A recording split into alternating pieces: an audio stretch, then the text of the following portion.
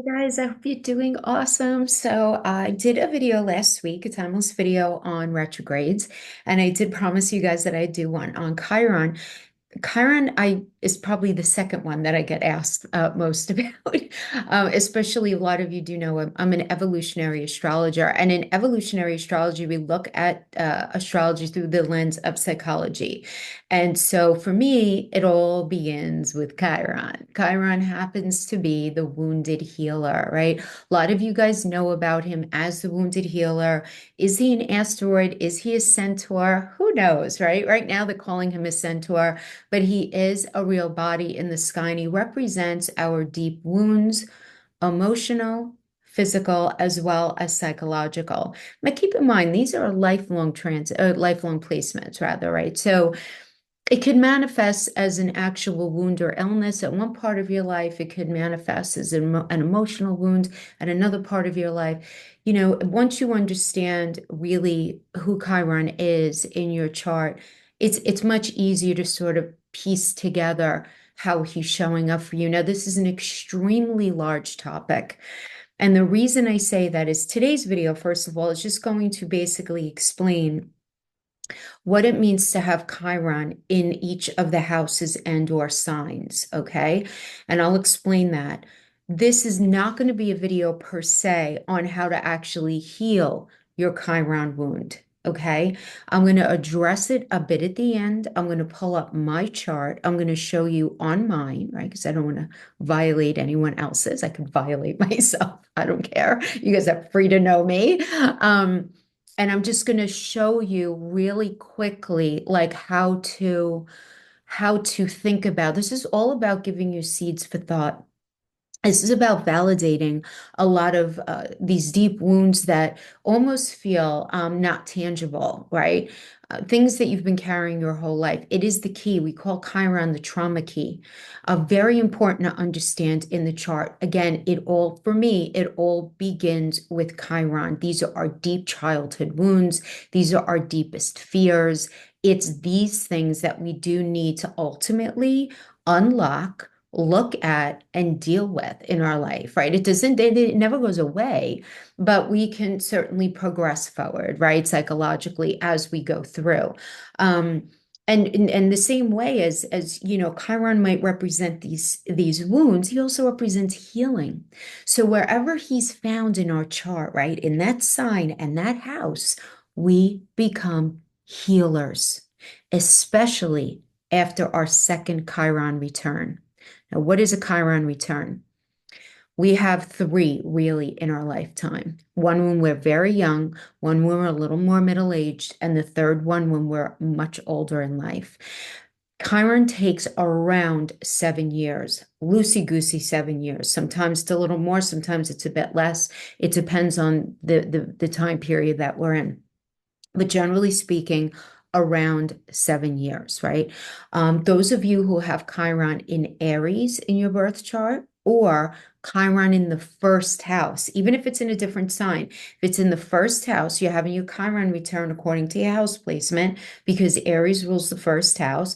Or if you have Chiron in Aries, because the Chiron is actively in Aries and has been since 2019 into 2020, you are having your Chiron return until late 2026 into 2027. Okay.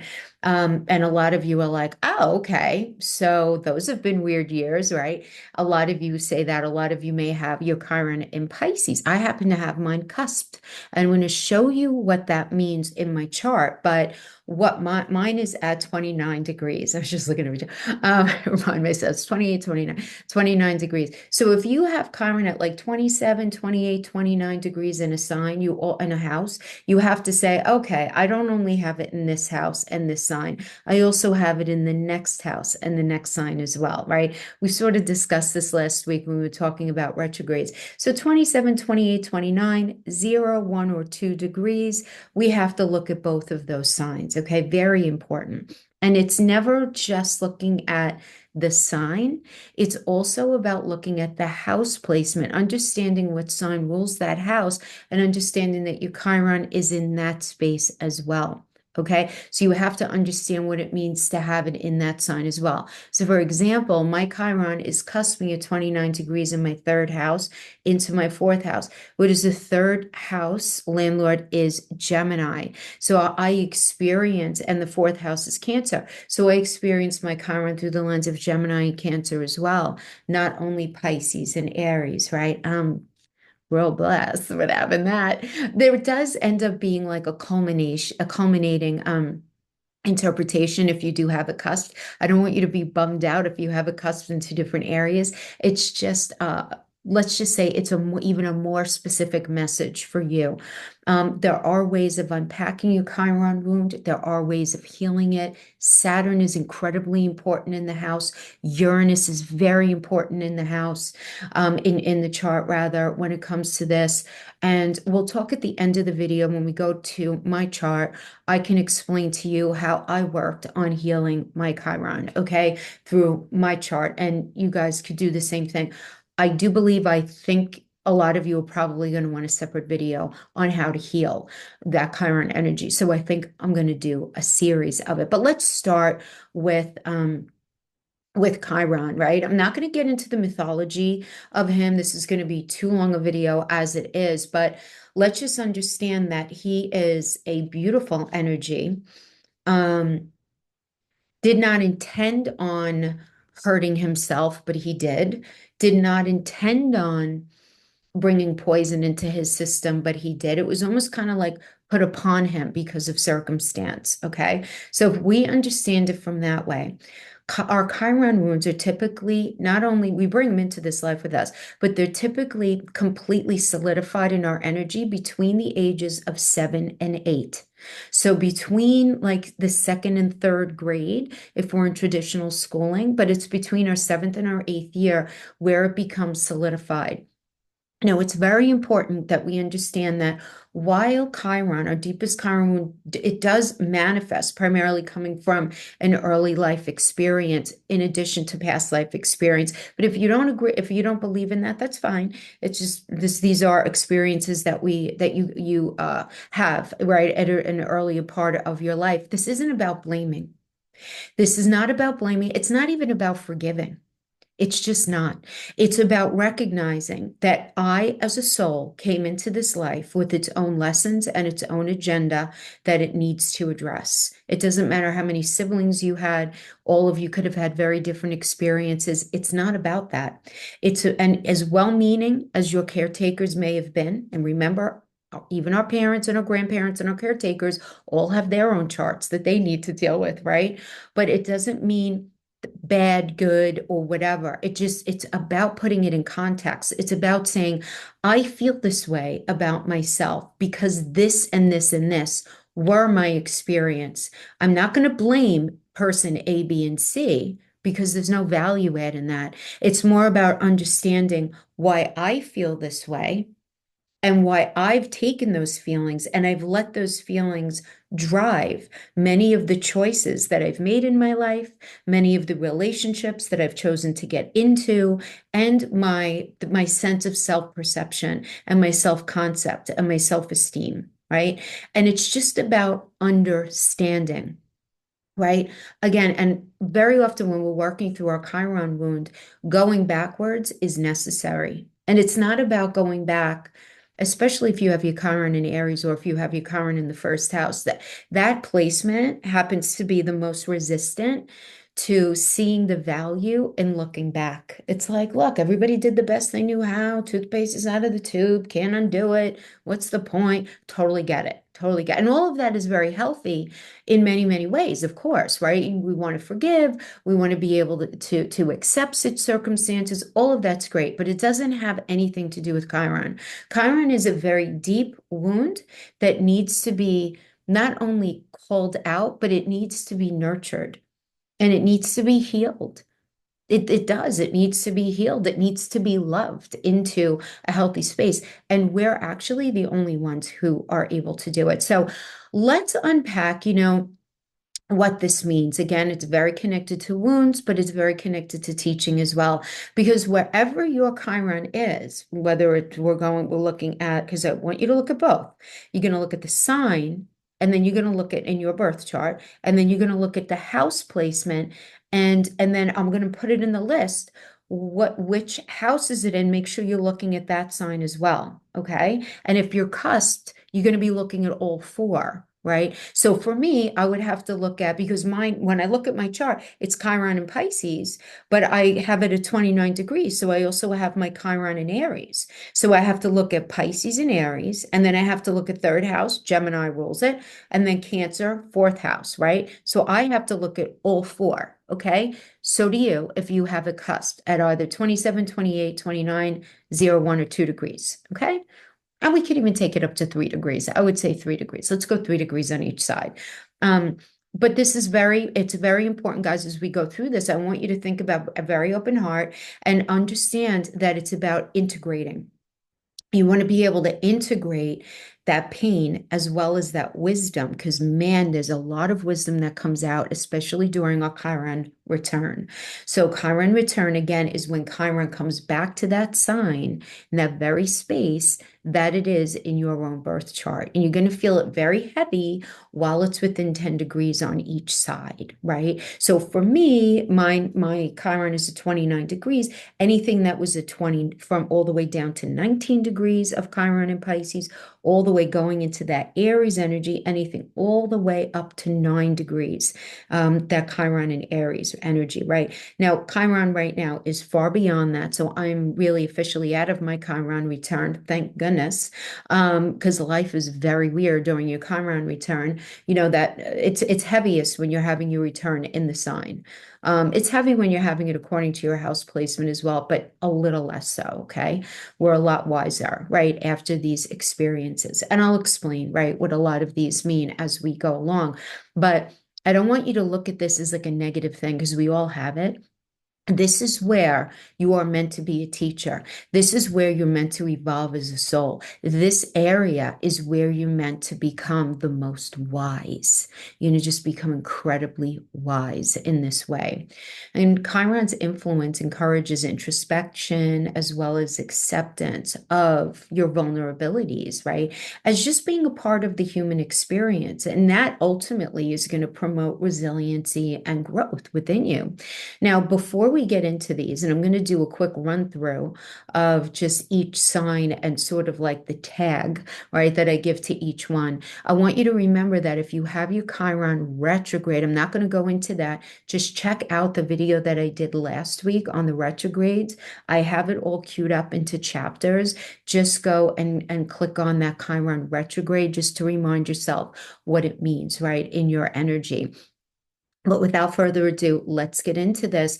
And I'm just going to do a quick run through of the tag that I use for each one, Aries through Pisces. And then I'm going to break out into an explanation a lot more deeply for each of the signs. Okay, so let's start with our Aries friends. Aries, that is, if you have your Chiron in Aries, it's actually Aries is usually like, come on, let's go, woo, gumption and fortitude and energy and passion and all of that. You could actually be the reverse of that, right? Because it's like a wounded and debilitated Aries.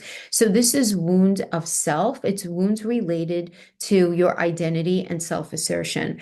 Taurus, there are issues around self-worth, material security, and there could also be issues around health, because Taurus rules our internal body. So again, that Aries energy would be Aries and or first house. Taurus would be Taurus, Chiron and Taurus, or if you have it in the second house. Gemini or Chiron in the third, this would be challenges with communication, learning, siblings, extended family. Cancer or Chiron in Cancer or Chiron in the fourth house, emotional wounds connected to family and home, and to a certain degree, health as well. Leo, Chiron in Leo or Chiron in the fifth house. These are issues regarding creativity and personal expression, as well as children, right? Issues around children. Then we have Chiron in Virgo or Chiron in the sixth house. These are wounds related to service, health, and perfectionism. And then we have Chiron in Scorpio or Chiron in the eighth house. That would be deep emotional wounds surrounding intimacy and power.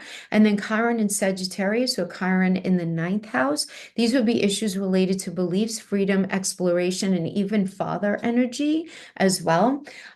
Capricorn, these would be, so this would be Chiron in Capricorn or Chiron in the 10th house. These would be wounds connected to authority, structure, ambition, as well as mother energy. Chiron in Aquarius or Chiron in the 11th house. These are challenges around individuality and social belonging, as well as your ultimate goals and gains in life. Having Chiron in Pisces or Chiron in the 12th house brings issues with spirituality, compassion, boundaries, as well as disease and dis-ease. Okay. So these are all just like the little tags, that I would associate with each of the signs. That's a very drive-by understanding. This is all about emphasizing your journey and your understanding that wounds can be the most powerful teachers, okay? So again, keep a very open mind and understand that these are lifelong transits. So sometime at some of the things I'm going to be reading, you'll be like, oh, I worked on that already. I'm good, I'm really in a good space. Others of you may be like, oh, that's why I had that experience. And that might be what you're going through right now, right? Because we do have to understand transits, right? Transits can really activate our experience in this space. It all depends on your personal birth chart. So please keep that in mind as you're listening to these things, okay? Because again, this is a general reading, but I try to get as specific as I can. So let's begin with our friends who have, again, now this is about Chiron in Aries or Chiron in your first house.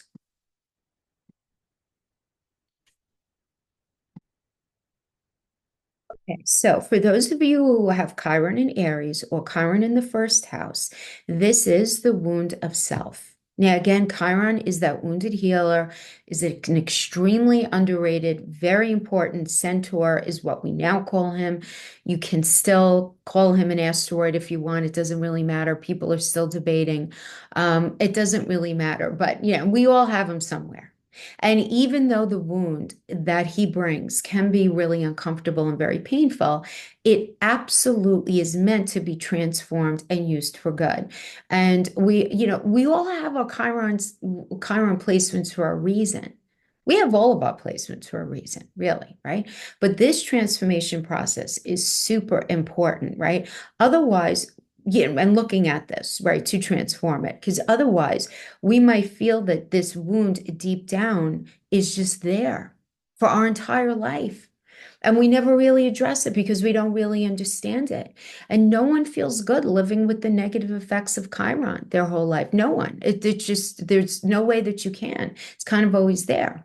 Now, Chiron is probably that thing in your energy that you just can't ignore. For a lot of us, it's this thing that always kind of comes back around. It's like, why am I still feeling this way? Why does it seem like the same thing keeps coming up when I'm in circumstances that are similar to this, whether it's in work, whether it's in relationship, whatever it is. And even though this thing is really painful, it pops up over and over again. And it's not something that you're inviting to pop up over again. It's popping up over and over again so that it can be healed. But it's really difficult if we don't understand what it is. That's why it's so important to deal with it, even if it's really painful, especially at first. Now, Chiron can come from lots of different types of trauma, but the outcome is always similar. In any sign, in any placement, but in this particular placement, the Chiron wound is all about a core feeling of worthlessness. Now, this is supposedly one of the most difficult placements because, I mean, they're all difficult, right? But the thing is, it's the wound of self. And how do you ever get away from yourself, right? You can't, right? You're always with yourself. And if you think about the typical Aries energy, right, which is very, very, again, lots of gumption, leadership energy, come on, let's go, you'll notice, where a healthy Aries energy is very sure of themselves, very confident, very bold and daring, you may not feel like that. Now, is that necessarily a bad thing? No, because sometimes when we have too much of an exalted Aries energy, we could get ourselves in trouble, right? Those qualities can become extreme, but Chiron in Aries is the opposite of what would typically be considered Aries energy. So you can often feel that you lack some sort of core self, or that something is somehow wrong with you. You won't feel sure of yourself.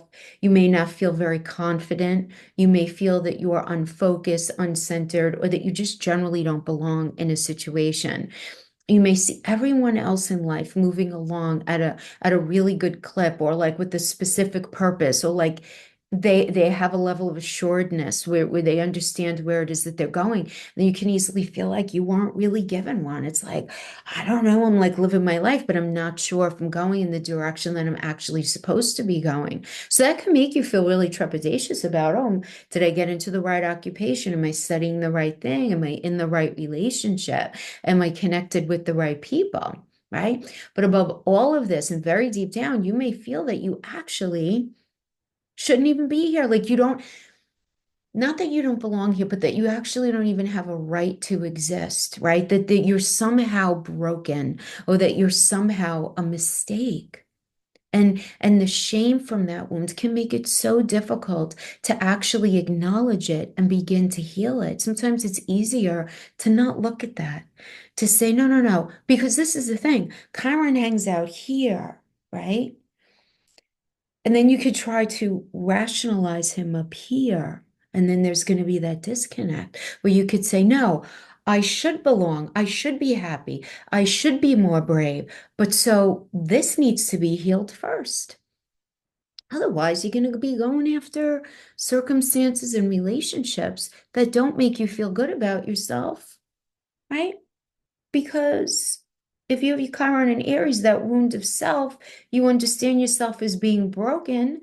That means you're not whole. So it's very difficult for you to open up yourself in relationships to people who are not whole themselves. So there could be a huge tendency to trauma bond. You have to be careful that you're not going after people who are, broken in the same ways as you, which can bond you. But then suddenly you start seeing the parts of yourself that you don't like in that person. And you're like, what am I doing?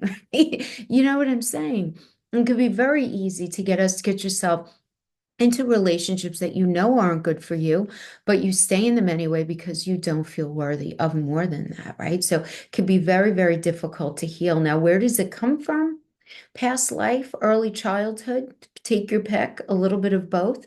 But whatever it is, and whenever it happened, your individuality was stifled. Maybe you were told to sit down and be quiet.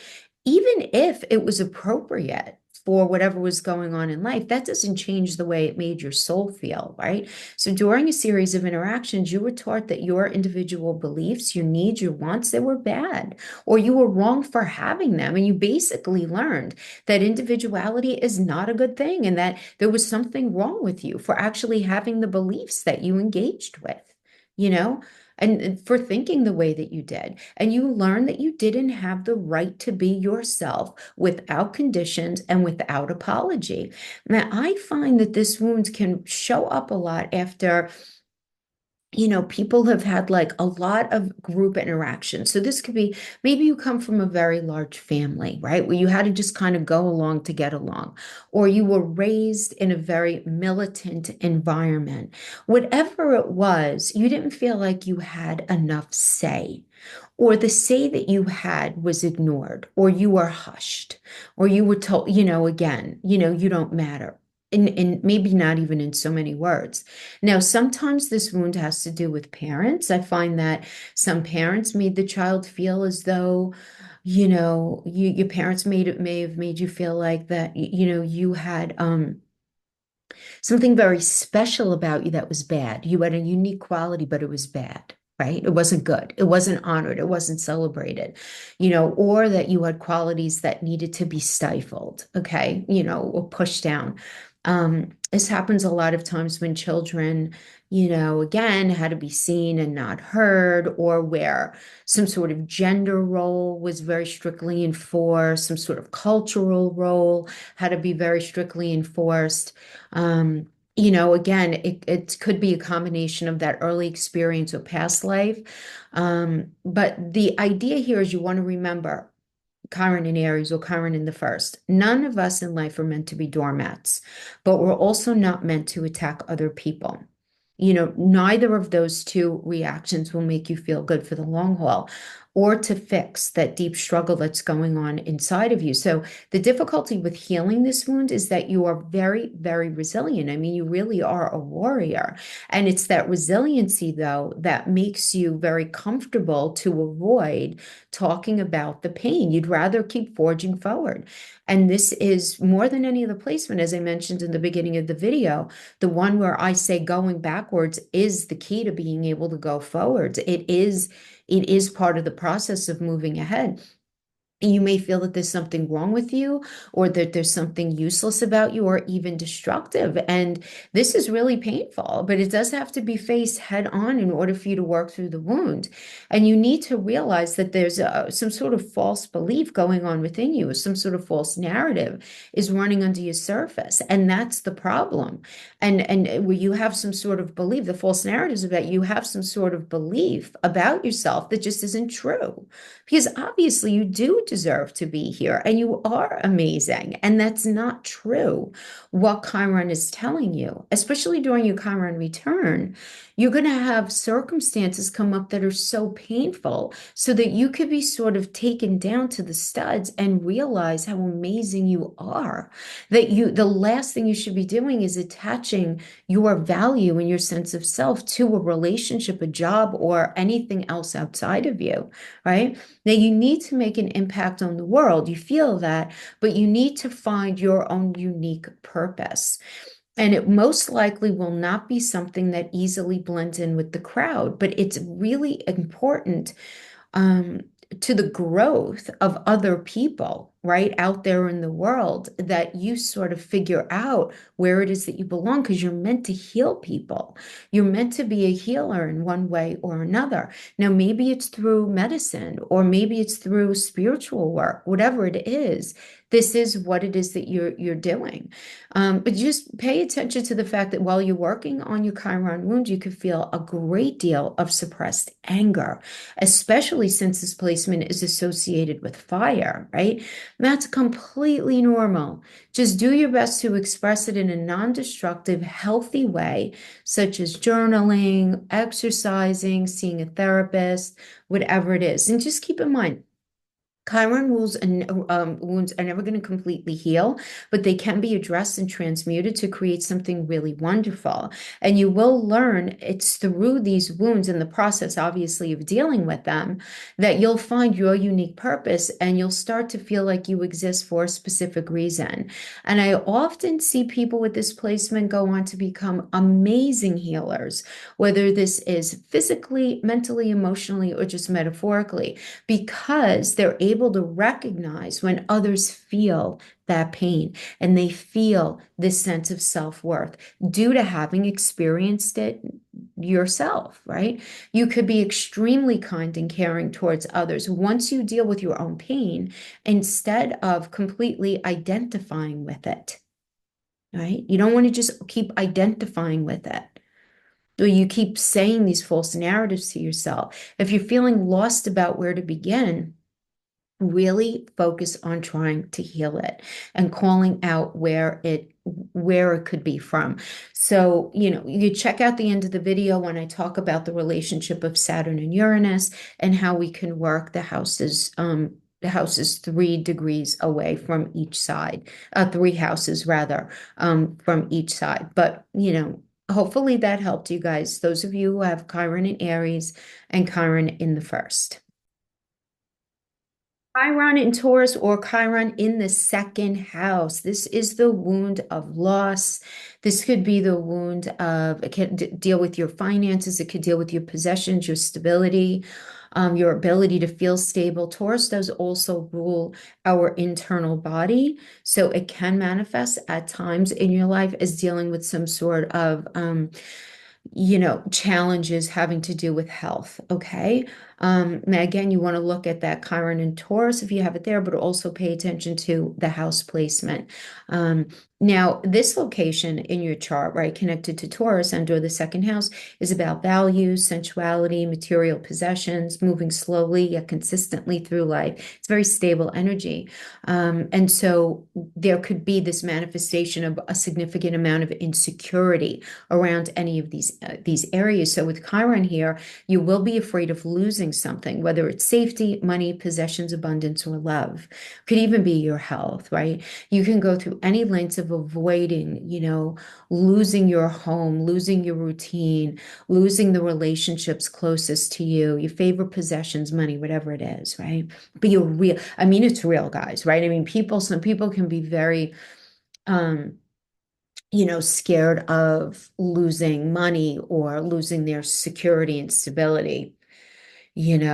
But honestly, especially if you have Chiron and Taurus in like the fourth house, it's like so real for you. It's bananas. It's a necessity. This isn't something where this is a true hardcore fear, right? And so you have to just honor it as that. You have to honor it as that, right?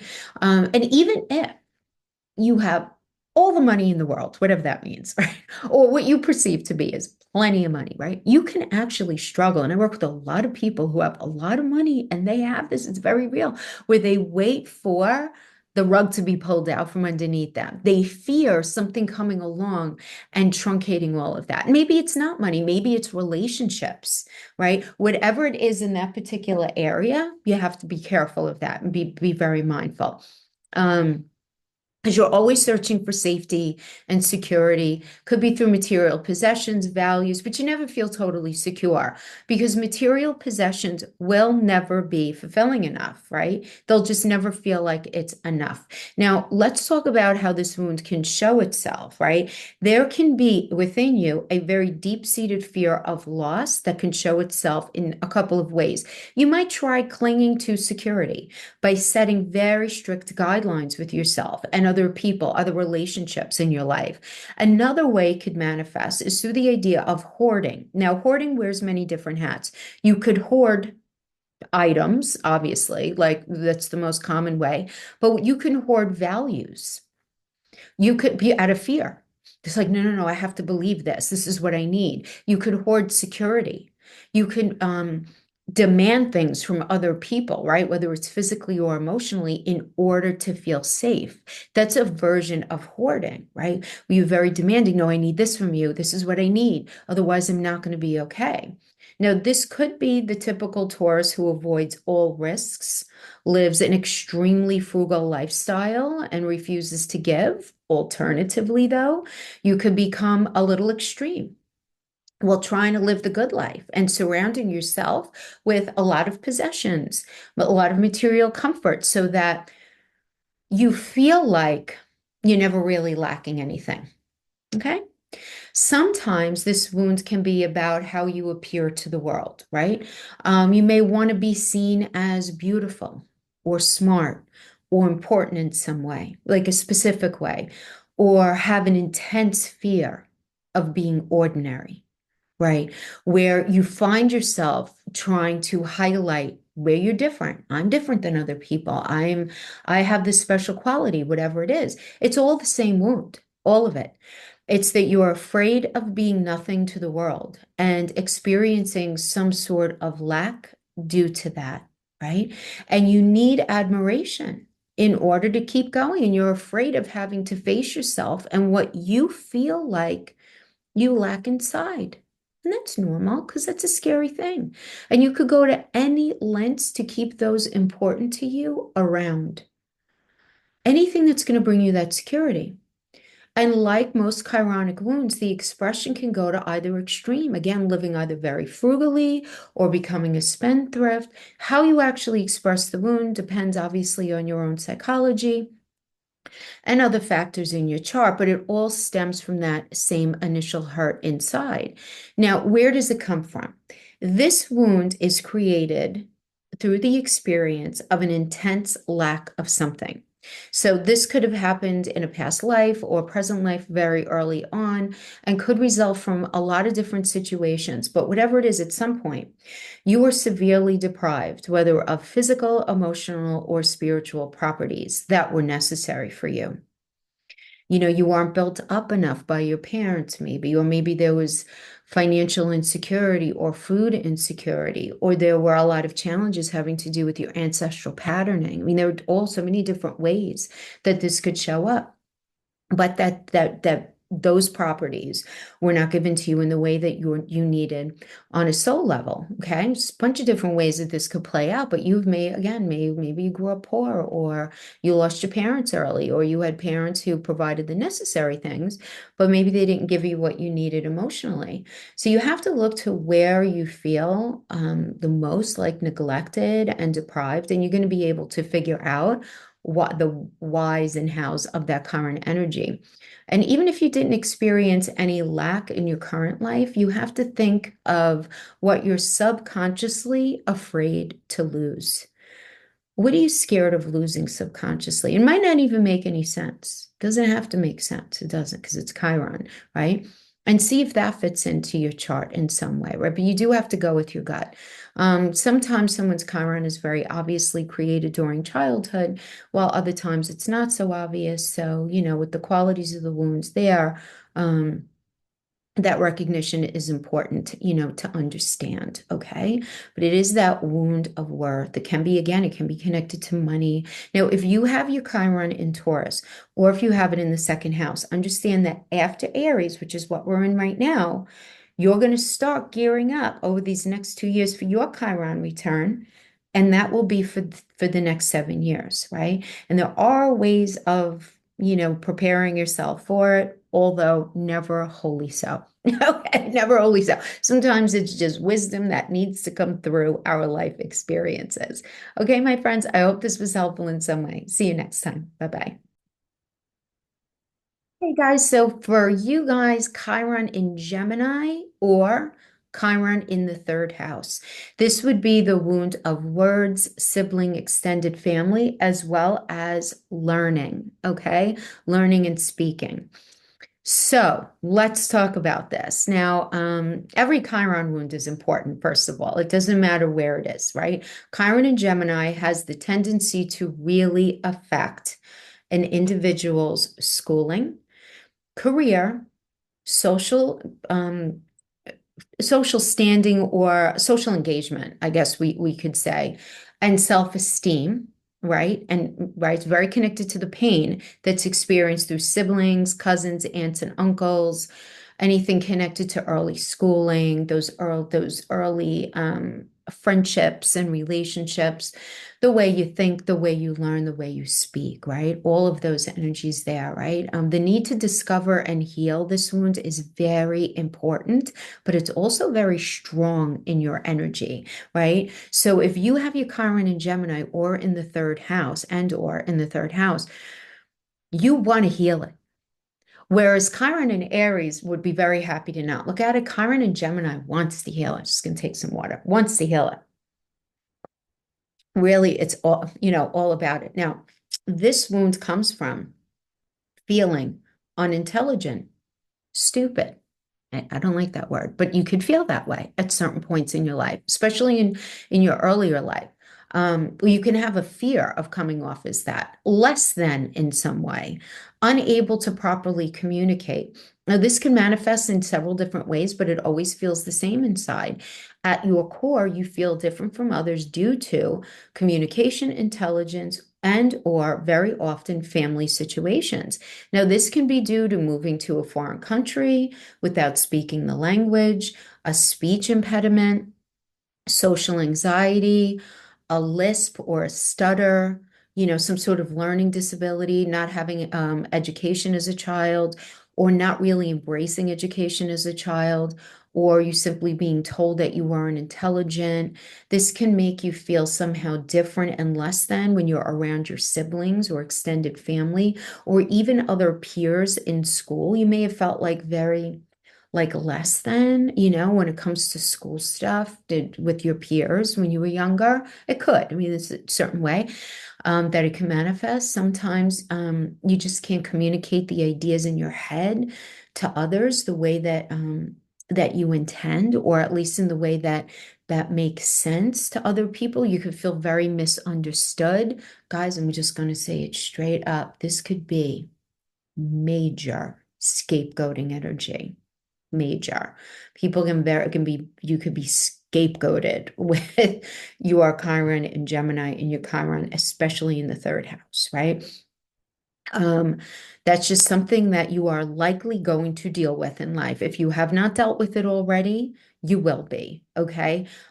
This is pretty much like a non-negotiable experience that I could say anecdotally, just from being a reader for decades here, is something that is found. Okay. To just stay strong, stay in it. Remember, when you have your Chiron in Pisces and you're scapegoated, there is always a turning of the tide. So where you were scapegoated, you will see healing. There will be admittance. There will be the lights get turned on. There will be a lot of that. Okay. Just so that you know. Okay. So just understand that. Now,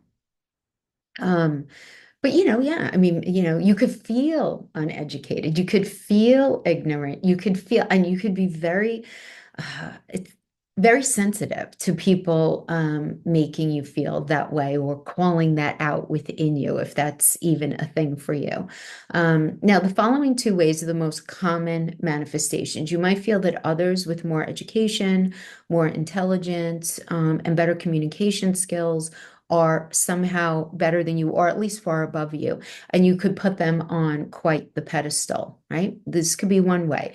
You will think that you don't fit in due to perhaps your trouble with words, but will always try to live up to how you see these people, and you're going to try to live up to that. Now, I could just say for myself as a child, because I have mine 29 degrees in the third house, right? So, this is part of I had a very bad stutter as a child, very bad.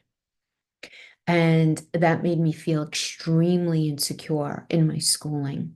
I was a very different kind of learner.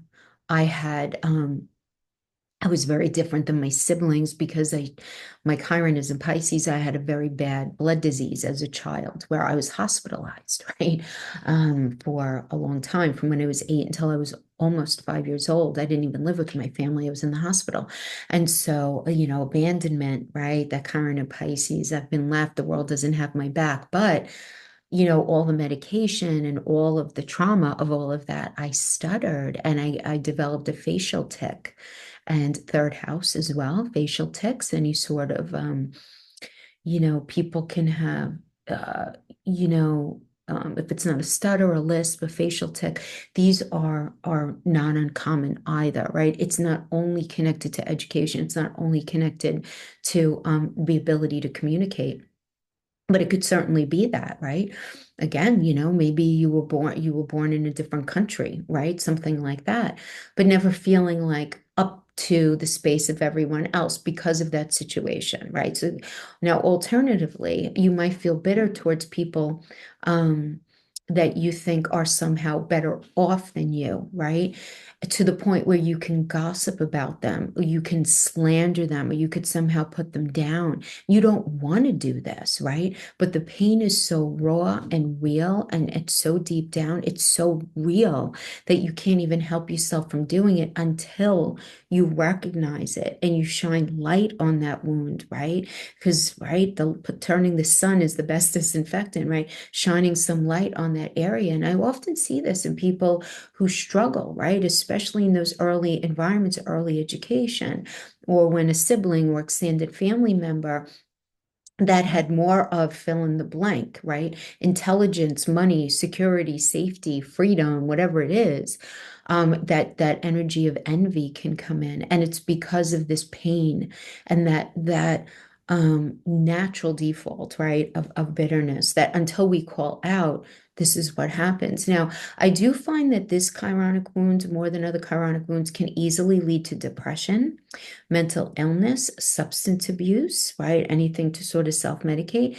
Now, this is by no means an absolute, but chances are you may recognize within yourself that you do have an addictive personality, right? Because I will say I have seen this in about 75%, right? Anecdotally of the time, right? When working with people. But obviously, it's going to depend on other aspects.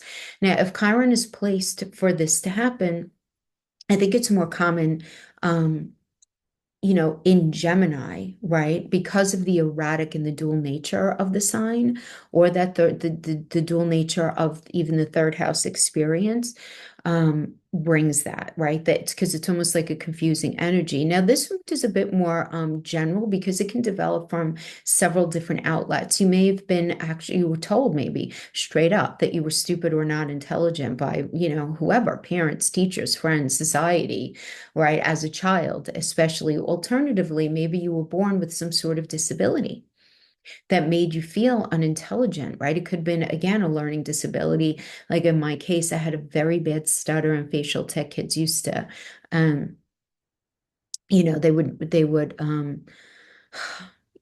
made fun of me, I suppose, like, especially like early on until, the human condition is generally pretty nice until they got to know me better, and then they learned like how I guess maybe their parents shared with them or whatever, but that like I still had to honor my blood disease even through like elementary school. Like I couldn't hurt myself. If I banged myself really hard, I would have bled out. I didn't have hemophilia. I had something called purpura before they figured out what it was. It's a little more common now, but it was very uncommon in the 60s.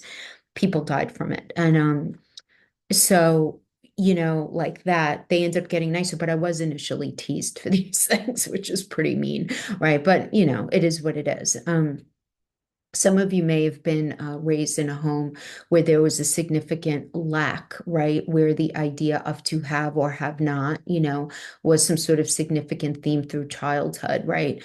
This could have been become more pronounced with family members or even other people in the neighborhood. Remember, Gemini rules neighbors and neighborhood in your early environment, right? But this is where you have this pain, right? So if people seem to have more, you know, I remember even myself, I was the last of a family of seven, and my father was a hard worker, but we didn't have a lot.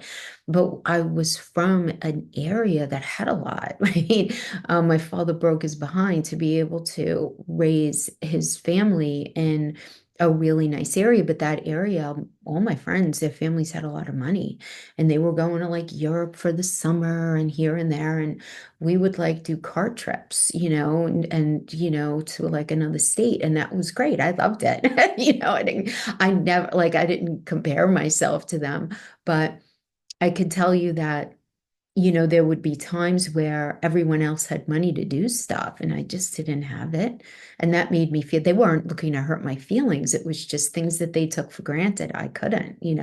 And so you may even resonate with it like that. Now if you have Chiron here, what you don't realize is that you have a different kind of intelligence that is very unique and special, and your story is yours, right? Because there is a lesson to be learned. Society might not regard your intelligence or your communication skills, or what it is that you offer as maybe important, but in the universe, out in the world, universe sounds so grandiose, but like out in the larger society, you are needed. You have this placement for that reason. You're meant to bring something out to people. So instead of doing what you think is good based on society's rules, you need to learn how to speak your truth using your intuition. You likely have mediumistic skills and gifts. You're probably very psychically sensitive. And you probably learned these, right? I mean, a lot of I got into tarot and astrology when I was 9 years old. Everybody thought I was a freak. It's one of my aunts. She was the one who gave me my first tarot deck, but like, what are you doing? Right? That's okay. Um, And I'm sure a lot of you resonate with that, or there was just something a little different, right, about you and the way that things were very processed. You might have some other method of communicating with alternative forms of life, like animals and plants and even spirits, just feeling it in a very, very real way. You can have an incredibly intimate relationship with God, and incredibly, like, just really intimate, or with spirits or with animals as well. Chiron wound, by the way, in the sign of Gemini, in the third house, often manifests as having animals who live a very long time. Mercury is very connected to this. So a lot of times people with their Chiron and Virgo, as well as the sixth house, animals live a very long life. And all of my animals that I own always live very long lives. So that's a bit of a blessing as well.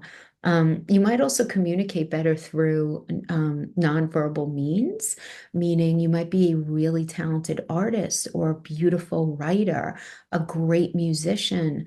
The writing, right? Anything having to do with poetry or creating story.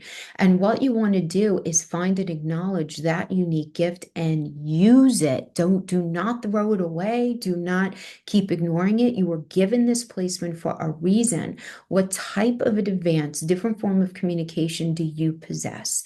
Your job is to find it and use it. And a lot of times, those with this placement will do things that heavily involve the idea of speech or speaking, right? And it's so interesting, right, that this is where I felt so unbelievably different, right? Having to do with education and speech. And I'm a professor and I speak for a living and I write, right? This is me using that Chiron at 29 degrees in that third house, right? That's how I'm using that portion, that 1/4 of my Chiron placement. Some of the most famous rappers in our time have Chiron in Gemini. It's only when you access those special abilities, which must be done using your intuition, though. It's got to be intuitive, really, that you'll be able to achieve such goals, right? But it's all about your intuition, right? You vibe it, go after that. It's not silly, it's not stupid. You can do it. Okay, guys, I hope this was helpful. See you next time. Bye-bye. So Chiron in Cancer or excuse me, Chiron in the fourth house.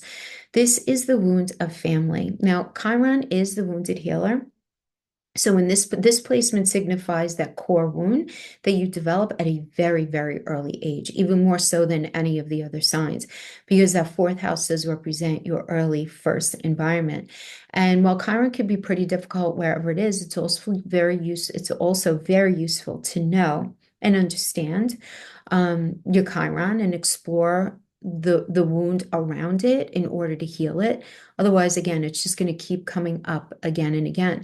Now, you have an especially difficult wound that when it comes to family, but you want to keep in mind there is always a silver lining, because those with Chiron and Cancer and or the first house can end up being the most amazing parents, aunts, uncles, or just extremely loving people if you're able to work through the wound. And it really is important that you do this. Now, a lot of you know, as I mentioned in the beginning of the video, I have my Chiron in the third house at 29 degrees. So I also have it in that fourth house Cancer placement. Now, Chiron here, and I've experienced a lot of wound around family, and I have an amazing relationship with my children, right? So a lot of you may resonate with the same thing on that level. Now, Chiron here, again, is that wounded family. So there's a core belief that could be that you are unlovable, right, by your family. Maybe you were even abandoned, or you were just always made to feel different, outside of the box. It's likely that you were often wounded by family in some way. There is some sort of early childhood family trauma that leads to core feelings of loneliness, emotional pain, and emptiness. You likely do feel that love exists, but you may not be able to find it for yourself. You may also think that you're just unworthy of it, and you could even have a very low self-esteem. Usually, this wound comes from a lack of nurture in childhood, and it could show itself in a couple of different ways. That first way, you will consciously or unconsciously withdraw from love. You may only pursue relationships with unattainable people or those who are definitely not interested, right? This is one way it can manifest, which only reinforces the idea that you're unlovable. You may fantasize about people who you can never have a successful relationship with, or you may live the single life indefinitely. In that scenario, you might also technically enter into a relationship, but refuse to actually fully open up because you're so afraid of losing nurture as you did in childhood that you never try to get it in the first place because you know you're going to be disappointed, where you feel you fear that loss. So, and that's the main issue here, that fear of loss of nurture, that you don't even bother getting it in the first place. And it all stems from the same wound. So, naturally, this could really encourage a lot of trust issues. Now, alternatively, right, in a second scenario, you could go overboard nurturing other people. You could smother your partners and your friends by becoming that typical needy fourth house energy or Cancer energy who is looking for emotional attention and validation all day long, right? So, and it could vacillate between the two. Now, you likely have a constant nagging feeling of emptiness, and you look for ways to fill up that hole. You likely often over-idealize partners by putting them on a pedestal, or at least you want to, and that's to distract from your own inner turmoil. But you have extremely painful breakups in relationships, when things fail, and often in your life, they will inevitably fail.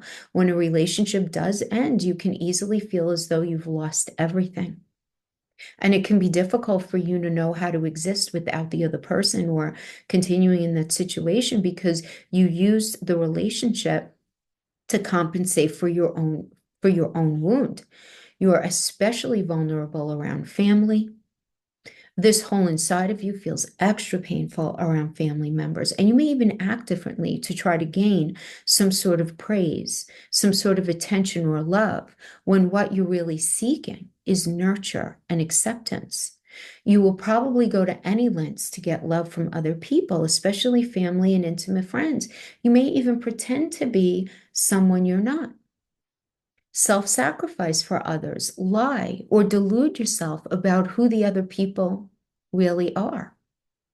The thing that matters most to you is replacing the hole inside of you with love, And a lot of times, this shows up very common where, you know who you are, right? But then you find yourself slipping into this other version of yourself, especially around family, right? Or even old friends.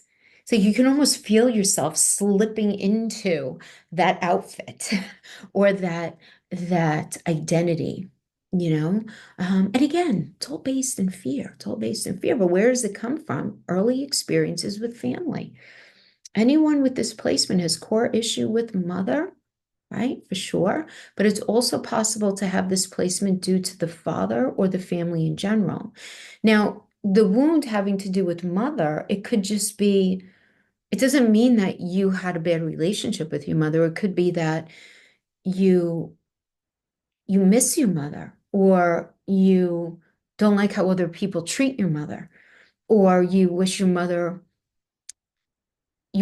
had more, or you wish that she was stronger, right? It does not mean that you were always fighting with your mother. It could actually mean quite the contrary to that, that you were actually very protective for her and you felt pain for her, right? So it does depend on other things in your chart. But it doesn't really matter, right? I mean, if your attitude towards there could certainly be you know especially the parent of the opposite sex, right? So if you have your Chiron in the fourth house and you're a female, you might have felt like the issue really could have been having to do with your dad. If you're a male, could have been with your mom. This, it could be this idea of either over idealizing or contempt. Sometimes you can have both at the same time, right? Where you over idealize and then you realize that you can't stand, right, how that person is, right? Some of you may have lost one of your parents early on as well, the pain around that, where, in that case, you might be a little more inclined toward idealization, right? If you were abandoned, right, you could feel a lot more inclined towards disappointment or contempt, right? It does depend, right? So obviously that would be if the parent is still alive, but they abandoned you, you could feel that energy of contempt, right? And anger. Whereas if they passed more towards that the idealizing. But this is an explanation we could talk about this all day long, but I feel like it's a solid enough explanation just so that for you guys to at least feel validated if you do feel this way. And I will talk in the next video, how to heal it. But you do want to check out the end of this video when I talk about Uranus and Saturn, as well as 3 houses to each side of your Chiron placement, just as a way of jump-starting the healing process. Okay? See you guys next time. Bye-bye. So Chiron in Leo and/or Chiron in the 5th house, this is the wound of creativity, love, and children. So 5th house energy has to do with falling in love, love affairs, romance, um, children, especially you're an oldest child or having children, entrepreneurial efforts, monetizable talents, your joy, taking a risk, right? So at its core, Chiron here creates a fear of joining in because it's very connected to our talents. So there's something debilitated. So this Chiron here creates a fear of joining in without a talent or reason. And in reality, you know, you could join in groups or life just for the sake of existing, right? You are special just for being yourself, but you might not feel that way, right? You could feel worthless, but you don't even realize that. You may not even realize it, that you can have a lot of pain surrounding people listening to you, right? Because Leo in 5th house energy is very like the entertainer, the person at the front of the room, that eyes are on that person. So there could be a lot of pain and challenge, right? There are several ways that this pain can show itself here. In one case, you may try your hardest to be recognized, respected, loved. You may try to get appreciation or attention, and often attempt to be famous or special in some manner. And you will do this to try to prove yourself that you have no real reason to feel unworthy. So you want to feel like you matter, right? And we all feel like that, but it's different with the Chiron here. It's like, no, it's like super important to you. But even when that is achieved, it really doesn't change the core feeling that you still have very deep down. If creation in the way that matters to you, be it, creating a love situation for yourself, creating a child, a skill set, an entrepreneurial endeavor, cannot be achieved in the way that you'd like, this will not only bring you pain, but it's certainly also going to challenge your sense of self-worth. Now, in a second case, or in another way, you can feel so unworthy of being the center of attention that you avoid the spotlight by all means possible. You will support others in their role, or very often your children, by trying to help others gain notoriety and become successful in the spotlight. Now, in both of these cases, you will be unusually sensitive to criticism. And this insecurity can cause you to read into situations and feel that you've been criticized when you actually haven't been, right? It's just because you're feeling very sensitive about it, right? But it may not be true. Right. And of course, this is not going to be an absolute, but generally speaking, you have a very strong fear of rejection stemming from your own feelings of worthlessness. And it doesn't matter which scenario you resonate with. And, you will also feel that you need to prove your worth through your talent or the talents of others. So in either case, it's like you're always working towards proving yourself to the world, where you don't really understand that in reality, you have absolutely nothing to prove to anybody, right? Um, and as far as the two scenarios that I presented, keep in mind lifelong transit. So you can resonate with it one way during one part of your life, and then it could manifest in a different way, at a different point. But this wound, more so than others, is especially like the first four. So like Aries, Taurus, Gemini, Cancer, and even into the Leo, you with all of the, because Leo is very connected to early childhood. So it has its roots there. So Chiron in Leo under the fifth house is very rooted in childhood. So I typically find a person with this placement was stunted in some way from expressing self creatively. You probably didn't get sufficient recognition from your parents during childhood for ideas or talents that you had. Maybe you were made to feel worthless in some way.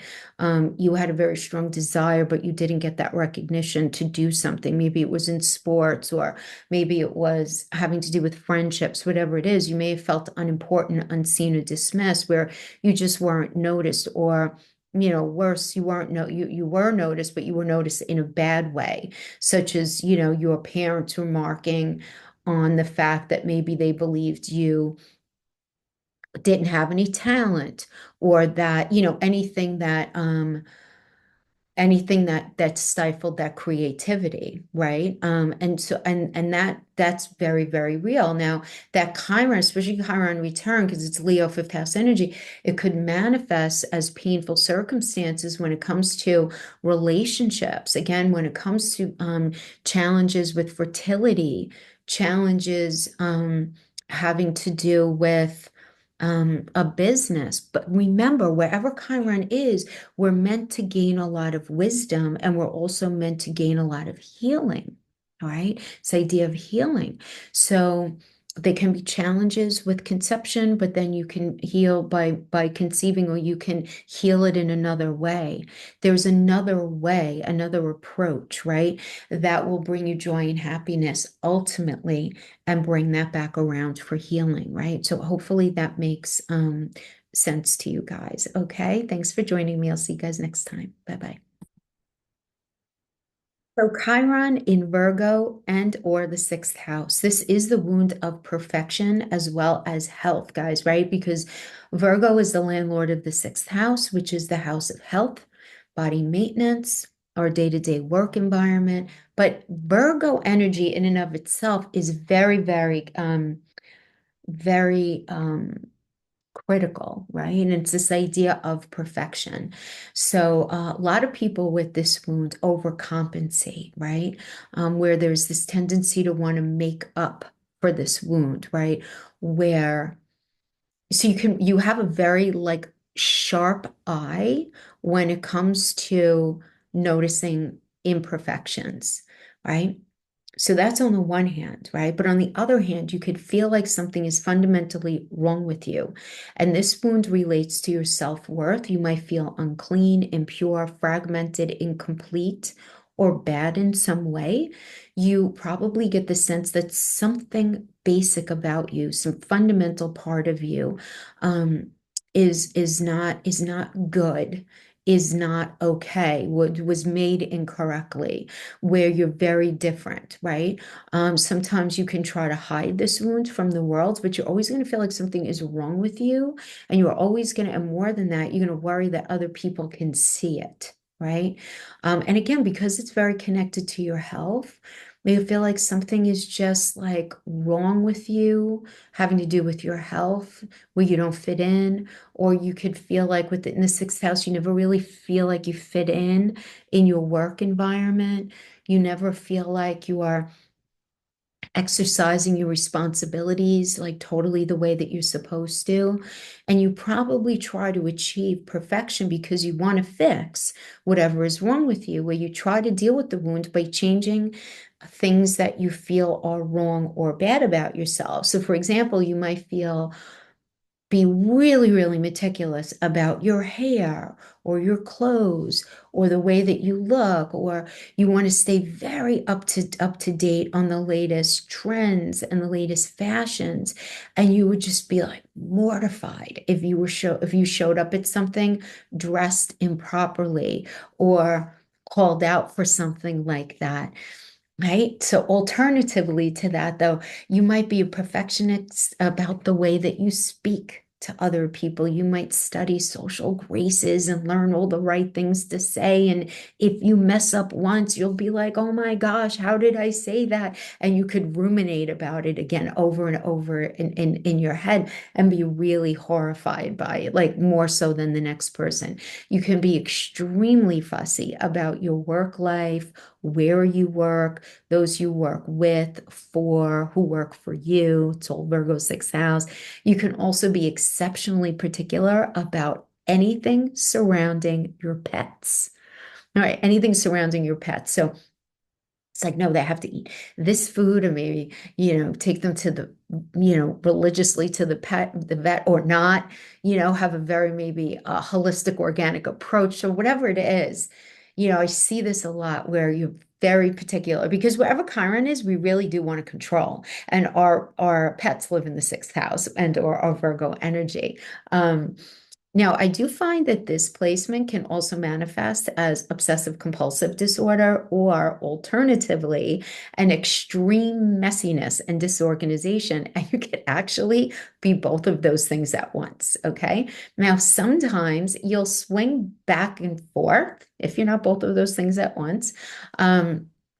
But you will struggle to sort of integrate those two sides of yourself. You might be very critical of others, more so than other Chiron signs, but this is really because Chiron here creates a huge amount of self-criticism. And sometimes criticism of others is a self-defense mechanism if you have anxiety about judgments that might be coming your way from other people, right? Chiron in this placement, though, very black or white. Yes, no. There's not a lot of gray. There's no maybes. It's very one way or the other. You will probably see things as good or bad. And it can be hard for you to develop the shades of gray, quite frankly, that are necessary in everyday life. You'll know when you figure out how your Chiron is manifesting in your life when you really think about everything that we're saying right here. Think about your day-to-day, think about your work environment, that energy of perfectionism. You shouldn't have to dig too deep to discover how it manifests in your life, because your Chiron really is something that is present in your life, and it just kind of continuously gives you this feeling of displeasure. So you could be somebody who's just like really never happy where it is that you work, never really happy in how it is that you present your responsibilities. It could, oh, you know what I mean? Like very critical energy there. But regardless of how it manifests, the main idea is that you try to control your life in some area, and you might control that area. Could be your home, it could be your relationships, it could be your daily schedule, it could be the way that you dress, you look, any other area. But you will eventually realize that control is just a facade. It's just facade. It's not real. But it doesn't actually decrease the negativity that arises within you when your Chiron is activated. It's just really the only coping mechanism that you have, really, that you've learned, right, to develop.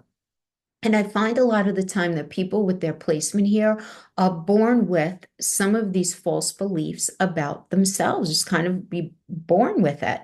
Like you might have felt that there was something wrong with you from a very young age, but as you work your way through society and see other people's judgment towards you, those views can be solidified, right, in your own energy.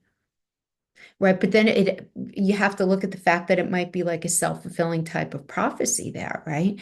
Now, sometimes this Chiron placement is developed due to your parental influence. Maybe your parents were really critical of you or treated you as though there was something fundamentally wrong with you, which there is not. Okay. But they treated you like that.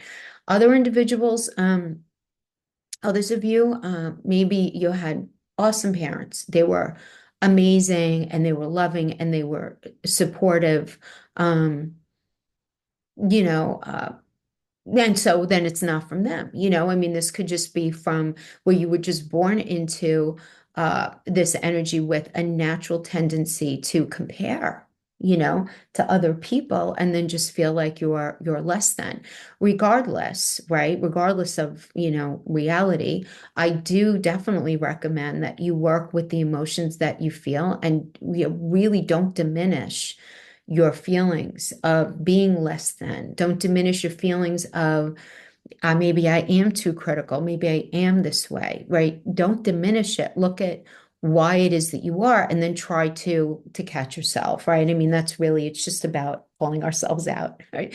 A good amount of the time. Okay, guys, thanks for hanging with me. I hope that was helpful in some way. Bye-bye.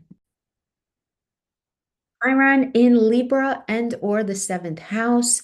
This is about the wound of relationship. You suffer from broken and painful relationships and feelings of rejection by a partner at some point in your life. You may later have a partner who teaches you to overcome this, or you may teach your partner. Now, the wound of relationship, this can cause a lot of overcompensation. I do want to say as a little aside before I really start unpacking this, Chiron in Libra and or the seventh is very often your Chiron is born in our early environment.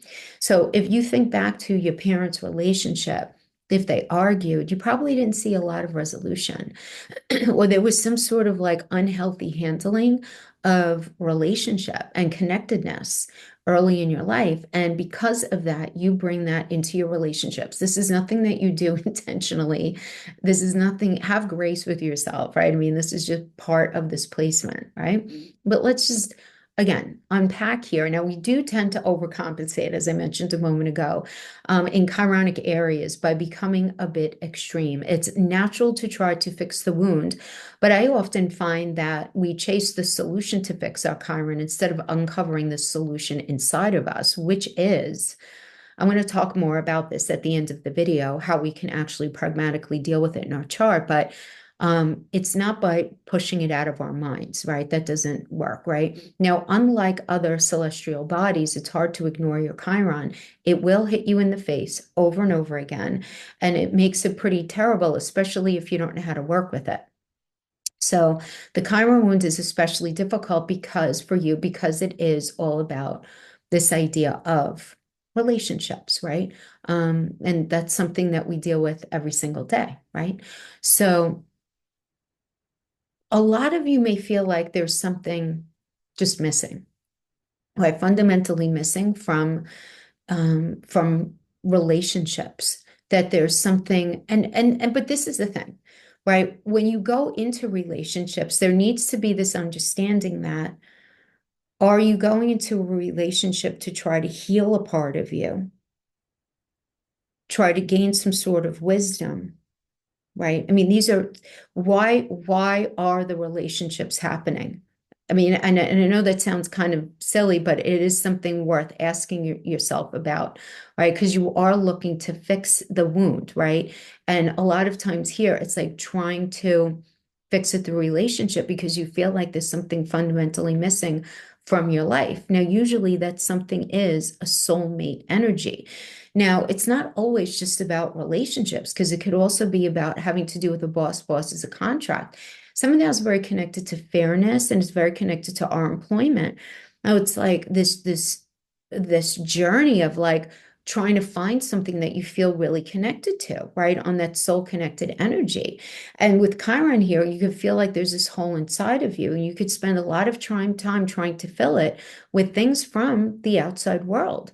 You might also feel as though the world is just a bit off balance at times, right? Because Libra, the glyph is the scales. So Chiron comes in and debilitates it. So if we have a debilitated scale, it's not an even scale. It's a little off balance. You could easily be hurt, especially when this is activated by loneliness, right? But you're also hurt by relationships. Whether you're in a relationship or you're alone, the wound is there. And Chiron in this placement shows itself no matter how hard you try to hide it. And there could be a lot of anxiety and guilt surrounding any Chiron placement. So you may have felt inadequate, right? As a child when it comes to socially, right? As far as your friends or how you just fit into your life, right? Regardless of whether or not it was apparent to others, you felt it. It was very real to you. Now, it can show itself a couple of different ways in our life. Now, the Chiron wound here can show itself, first of all, by making you feel very alone and incomplete without a relationship, right? But you never find fulfillment that you're actually looking for in any relationship either. So you want to be in a relationship, but then you're not really totally satisfied with that. Now, this Chiron can also manifest as conflict, just conflict in basic interpersonal relationships. And it's likely really difficult for you to have relationships in your life without triggering this wound in one way or another. This can include conflicts, romantic, partnerships, friendships, any of them, anywhere, anytime we're engaging with another soul. And one thing you have to be very careful of, you have to be careful of self-neglect in relationships because it's very easy for you to neglect yourself in an attempt to hold on to or stay in an unhealthy connection. You have to be very careful. Now, most relationships for you in life are going to be karmic. It's important for you to focus on relationships in order to heal the wound. But this spotlight must have the intention of learning and working on ways to approach relationships that are more authentic. It's not abnormal for you with this placement to wear a mask in relationships. It might be even really hard for you to show your true self to a partner for fear of losing the relationship, where it's like, oh my gosh, if they know who I really am and what I really look like, who I really am, they're not going to want to be with me. And that terror that sets in, of being rejected, and that fear of being alone makes it hard for you to get out of relationship, even if it becomes unhealthy. And it's not uncommon for relationships like that to have some sort of abuse involved. It could be physical, it could be emotional, mainly because you're the Chiron wounded person. You can be passive and malleable. So you're really a prime target. I find that those with this placement give far more in relationship than they actually receive. And it's most likely due to your fear, again, of being left alone. Definitely people pleaser tendencies with this placement, and classic conflict avoidant individual, right? You don't like conflict, right? That's one way it can manifest. And you may be like that at one point in your life. Alternatively, though, you could be so afraid of being alone that you refuse to engage in relationships at all. But this isn't as common, right? Because a lot of times people with Chiron and Libra and or the seventh house, they want to be in a relationship to try to fix that wound. So they will at least try. But sometimes it's like, nope, I don't want to do it. It is a possibility. So I wanted to offer this to you. Many people with this placement are often just not very inclined, right, to want to get into a relationship at all. You just don't want to, you know. You feel like giving of yourself is too much of a compromise because people aren't going to really respect you, and they're not going to give you back what it is that you really want and need, right? Now, because that seventh house energy is the house of mirrors, it's very common that people with this placement end up getting into relationships with people who end up mirroring their own image of the qualities that, they can't see in themselves. So you may have this experience, right, when you're in relationship with people who there's this mirroring, right, that comes off. That always happens whenever we have heavy placements having to do with the seventh house. You might also, give yourself to a partner in a way, and having to do with this idea of giving in ways that you can't possibly give to yourself. So you can give of, whether it's nurturing, whether it's taking care of, whether it's giving a lot of love, whether it's giving a lot of respect, you find that you're doing this more to a partner than you can to yourself, right? And that's very common. Now, it's also very common to live a type of double life where it's very easy for you to hide who you truly are inside if you feel that you have to put on a face in order to stay in a relationship. Sometimes you could do it for years, even while living with a partner. It's like that classic Romeo and Juliet placement, where it ends up becoming all about sacrificing yourself for a partner. It's not because you want to be fake. It's not because there's any malice there. And a lot of times you might do it because you're desperately, again, trying to heal that wound, but it doesn't fix it, right? Now, this one is typically developed in a past life. More so than, well, I mean, I think Libra, seventh house, Scorpio, eighth house, very connected to past life energies. But unlike other wounds, this is very connected to karmic relationships. So Chiron here will usually meet the same souls over and over in your lifetime until that wound is healed. Sometimes these Chironic beliefs are cemented by parents through early life experiences, but that original wound almost always comes from past traumas and past lifetimes. And also this position is it's in a natural quincunx to your second house, or having to do with Taurian energy, which is very connected to ancestral patterning. So there can be this very strong connection to ancestral patterning when it comes to how it is that you work through relationships. So I hope this was helpful in some way, just to validate, give you some things to think about. And do check out the end of the video when I talk about the importance of Uranus and Saturn in the chart. Okay, when it comes to Chiron. Okay, bye-bye, guys. Chiron in the eighth and or Scorpio, this is the wound of control. Now, this is an interesting one. This is a deep one. It does show us our deepest wounds to begin with, and the eighth house is a very deep house. And although healing this wound is a lifelong kind of pursuit, the journey to healing the Chiron wound is part of our path, right? That really does ultimately, it ends up shaping our personality. It ends up making us who it is that we are. So Chiron in Scorpio is, again, all about this idea of control, because remember, Scorpio is controlled by Pluto, and Pluto is all about control. Now, most Chiron wounds will be really obvious. These injuries aren't something that we can ignore or hide, but it isn't until we take back our personal power where there can be real healing, especially with this particular placement. This Chiron wound is especially deep, mostly because it comes from past life trauma. You'll need to identify the wound and figure out when the trauma originated before you can really heal it in any kind of empowering way. And it's really just about looking at your life, because this wound, again, was caused definitely by past trauma or abuse. This energy of abuse, usually it relates specifically again to that idea of control. And because Scorpio and eighth house energy does connect to sex and intimacy, it connects to other people's money. Could have been a lot of manipulation, a lot of like sexual abuse. There could have been a lot of things that run on the periphery of society. But this wound creates a control problems that block you from developing natural trust and love in relationships. And because of this, you only trust control instead of trusting positive intentions or authentic love. Like, it's very difficult for you to genuinely understand a world where people don't control each other.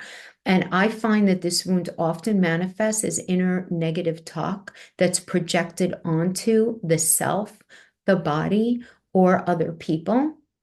And these are things that you try to run from and fear, right? All the things that this wound can create, although it's often just kind of pushed down. Now, keep in mind that Scorpio eighth house energy opposes Taurus second house energy. And so it can really cause us to hurt ourselves right? Whether it's through some sort of addiction, whether it's through some sort of self-sabotaging behavior, not having enough respect for self because of this kind of controlled energy that we sort of have, in ourselves, right? This fear can easily overtake any sense of self and become an integral part of your personality until the wound is dealt with, right? It doesn't have to be forever. You do have to deal with this. And it's a very difficult wound to have, but it only makes it even more important to deal with it in some kind of healthy way. Now, it can manifest in a couple of ways, like all Chiron wounds. But in some cases, you have a total lack of boundaries. And this is because you don't understand healthy relationships. Now, this wound means that you either need to control others or you need to be controlled. And this could show up physically, emotionally, mentally, spiritually, or even sexually. I find that a lot of people with this placement often use sex as a means of power, but control extends well beyond outside of the bedroom. Chiron in the eighth and or Scorpio is the classic controlling partner, but it could also be that person who gets controlled. Now, alternatively, you can become paranoid and power hungry or obsessed with death and darkness or any sort of underworld activity, any sort of occult activity. These are these are all different attempts to control the outcome of something. So in this placement, you either require control or give up control in relationships, and any kind of shared situation that requires you to show up as a we, right, in relationships. I also find that it takes an extremely long time with anyone with this placement to trust. And because of this, relationships aren't easy, regardless, right, of what else is going on. So anyone with Chiron here doesn't really believe in trust. You were hurt so badly in a past life that these beliefs and traumas just followed you for lifetimes, right? And you can never really let down your emotional walls because of the fear that is within you. Now, I find that this Chiron energy, right, in Scorpio under the eighth house, almost always comes from a deep, painful past trauma. And this trauma will be something really dark and bad. It might have been a physical, sexual, or emotional, some sort of tragedy. I've seen this in a placement to indicate past life murder, rape, suicide, torture, exploitation, abandonment, destruction, death, anything like that. And usually this trauma involves some sort of control. And the reason that your Chiron manifests in these areas of control is because you felt such a lack of control in that past life. Well, truly terrible things were happening. And although it's important to explore past lives in order to learn more about your Chiron, it's also important to move forward in a healthy, positive way. You don't have to get stuck in that trauma all over again. It's just not necessary, okay, guys? But really kind of being very honest with self, taking it as step one. Check out the end of the video when I talk about Saturn and Uranus and the connection to Chiron as well. That may also be helpful in processing all of this. Okay, thanks for joining me, guys. I'll see you next time. Okay, so now let's talk about Chiron in Sagittarius or Chiron in the ninth house. This is the wound of belief. The Chiron and Sag wound is a trauma to your belief system and sense of meaning.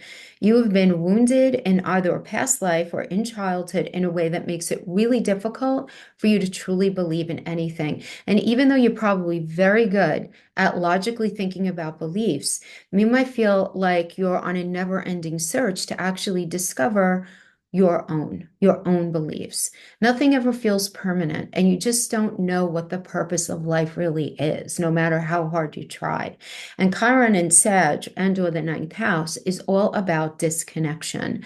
You feel disconnected from your beliefs, yet you don't even know what they really are. You're not sure. You just can't figure out what it all means. Now, how it shows itself, it's a couple of different ways, but there are a few key pointers, right, that you'll usually, recognize within yourself. First, you might avoid thinking about a higher power altogether. You might. You feel like life is meaningless and you just can't find purpose in any of it, so you choose to simply ignore it. You might shut off a part of your nature in order to stop doing any sort of big picture thinking, from happening. You may also feel a bit bitter that there isn't anything out there, right? Many of you may even lean into the energy of being the atheist who's mad at God, for not existing. Could certainly be that. Now, alternatively, and this one I see a lot, you could go to any lengths to find meaning. This I see more than the first, where you might rely on others for answers and information, but you can never really use the information that you do get constructively. You might feel like nothing assimilates for you. You could easily spend your entire life searching for the answer or becoming fanatical about a religion or belief system. And this I see a lot. I see this, a lot of people get very heavy into religion, spirituality. You could get really, really heavy into, now keep in mind that the law, legalities, and local governance are also ninth house. So for a lot of people with Chiron in the ninth, they end up having problems with the law throughout their life. They could struggle when they go to college, right, in higher education. There could be some sort of pain associated with moving to a foreign land, foreign travel. There could be some sort of pain associated with marketing, advertising, or getting something out there to the world that matters to them, that they want to get out there. And it could really make somebody with their current energy here question, is there a God? Is there goodness? Does Jupiter even exist, right? Because Jupiter is the ruler of Sagittarius and the landlord of the ninth house. Is that even a thing? I do find that a lot of people who have Chiron in the ninth house also have retrograde Jupiter in their chart as well. Not everybody, it's not an absolute, but a lot of people do. Just anecdotally, again, that's what I find.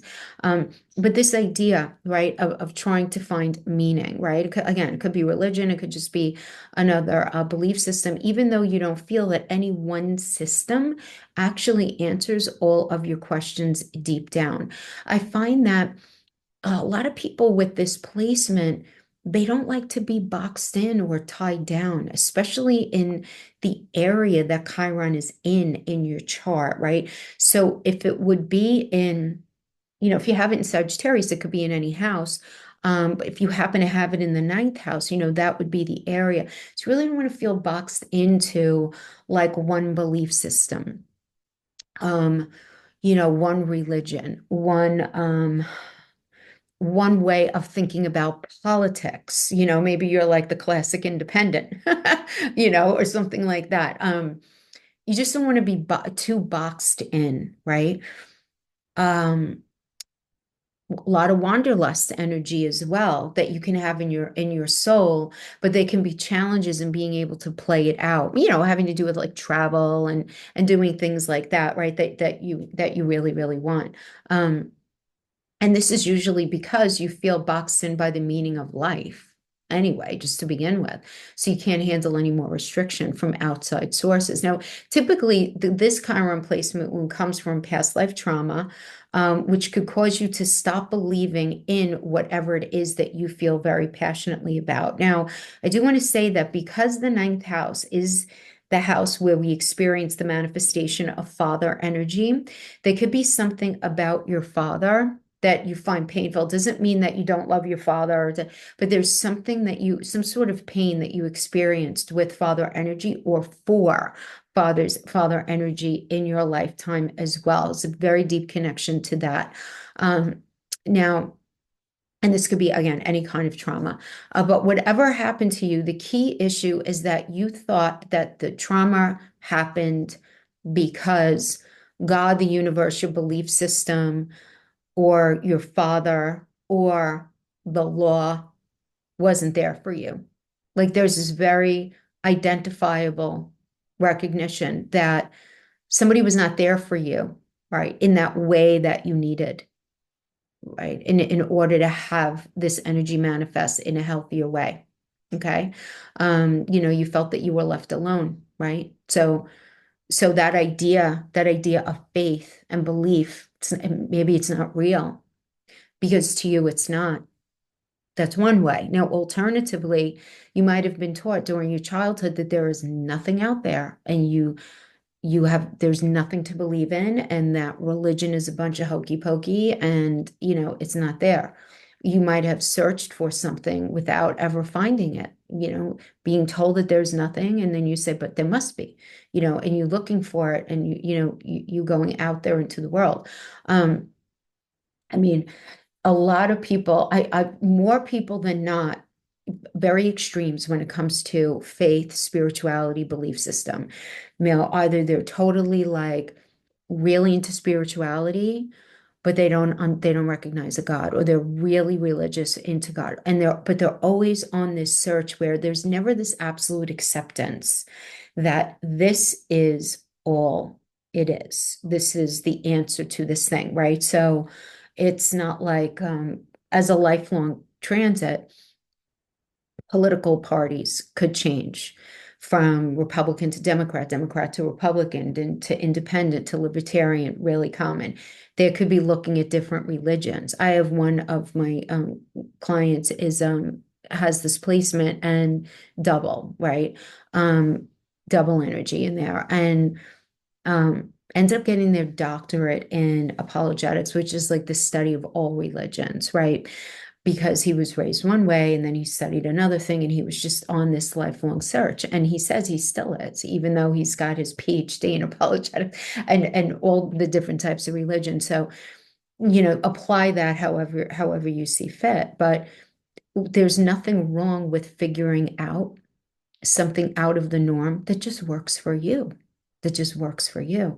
But it's got to make sense, right? Right? It's got to make sense, especially because Sagittarius works with that Geminian energy, and Gemini likes things to make sense. So it's very interesting. So I hope that was helpful in some way. Thanks for hanging with me. See you guys next time. Bye-bye. Chiron in Capricorn and or the 10th house. This is the wound of recognition. It is connected to the manifestation of mother energy as well. Anything connected to your long-term plans, your career, your public reputation, your standing in the world. In this placement, again, connected to the idea of recognition, but it can bleed into a lot of different areas. It's not just related to your job or your career. Um, you know, uh, Chiron is always very clear. It would be almost impossible for you to not see this wound, because especially because Chiron, Capricorn, and 10th house energy is like the top of everyone's chart.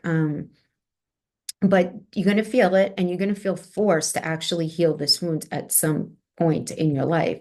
Now, this is especially hard to forget because it is very connected to this idea of society and being around people, right? So this Chiron wound is very connected to your need for achievement, because you could feel unrecognized, unnoticed, unheard, no matter how hard you try. You just don't feel successful no matter how hard you try. You probably feel as though you just fade into the background, especially in areas having to do with work, but also as a family member as well. And this can question your worthiness, and someone wanting to have like really genuine long-term plans with you, where it's like, why would they want to be with me, right? You could also deal with the disappointment that your the long-term goals that you had, that you envisioned for yourself, maybe they end up not manifesting, not materializing, because of outside forces that lead you again to this idea of feeling invisible, like, and just not able to manifest what it is that you want. And having this wound really does mean that all you really want is just some respect, right? You just want to be noticed and heard. But this is also, it seems to be, the one thing that you can never really fully manifest for yourself. And with Chiron in this placement, you probably work really, really hard to try to achieve some sort of social status, or public well-being.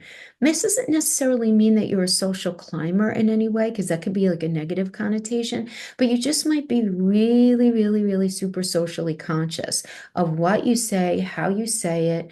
You do a lot for the general public, work really hard in your career, and try to get noticed. And with Chiron there, you're really ambitious in some way, but you get wounded over and over again when your efforts go unrecognized. You can constantly feel like a failure. And Chiron here won't be obvious to other people unless they look really closely at you, unless they know you really, really well. Because to other people from the outside looking in, you just look like somebody who's a super hardworking individual. But the reality is you're trying so hard and you're working so hard because of the pain. Now, sometimes with Chiron here, I've seen this, so people just kind of give up. This will typically happen later in life, right? Where, an energy, with this placement might resign themselves to a life of obscurity, but could also fall into depression, could fall into addictions because they haven't yet worked through that wound. I also find that a lot of people with this Chiron placement are super focused on structure, right? And like things needing to be a certain way, right? Where you can easily believe that if you give your life enough structure, then you're going to be able to achieve what it is that you desire. And if you have that structure and then you're not achieving what it is that you ultimately want, it's like, what's it all for, right? And because of that belief, you might really try to control others, or you put yourself in a position to be controlled by others. So, like, for example, you might try to control your spouse, or your children, your schedule, your job, whatever it is, or you may find a spouse who controls you, or you can sign up for a career in a really controlling environment, right? Where everything is very sort of controlled. But most of these control issues will resolve themselves as you work through the wound. Now, this wound can come from several different places. A lot of people here develop with this wound here develop it in childhood because they never felt recognized or noticed by the adults around them. Maybe that's your story. Maybe you weren't given a voice and your opinions didn't matter, and you just can't seem to like catch up to everyone else. You always feel like everybody else is sort of ahead of you in certain ways. Alternatively, this could have been developed in a past life, like with every other Chiron wound. You might have needed to be noticed where it was a matter of life and death. For example, you know, I know this sounds very like fancy and hyperbolic, but maybe you worked for a king, right? And you had to be put to death, or you were shunned, if you weren't well liked, or you were, a bit of an outcast in society, right? I mean, those things, happen, they went on, right? If you believe in past life. But I find that this one comes from some sort of like combination of the two of these things. So, that is what I have for Chiron and Capricorn and or the 10th house. I hope this was helpful. Be sure to check out the end of the video where I speak about Saturn and Uranus in connection to these two Chiron.